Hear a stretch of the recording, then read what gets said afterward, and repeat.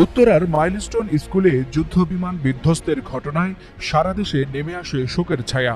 এমন এক ট্র্যাজেডির প্রেক্ষাপটে বিএনপির ভারপ্রাপ্ত চেয়ারম্যান তারেক রহমান নিয়েছেন একাধিক ব্যতিক্রম রাজনৈতিক সিদ্ধান্ত, যাকে রাজনৈতিক পরিপক্কতার এক ভিন্ন নজির হিসেবেই দেখছেন অনেকেই।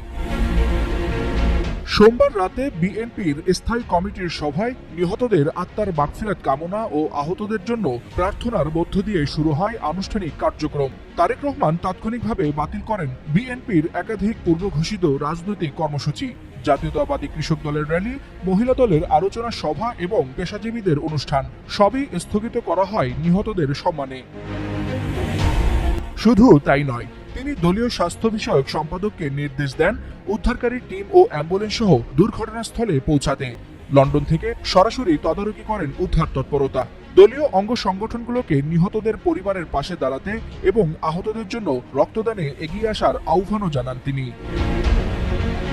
এছাড়াও পরবর্তী চিকিৎসা সহ সব সহায়তার সমন্বয়ক হিসেবে দায়িত্ব দেওয়া হয়েছে বিএনপির মিডিয়া সেলের আহ্বায়ক অধ্যাপক ডাক্তার মওদুদ হোসেন আলমগীরকে।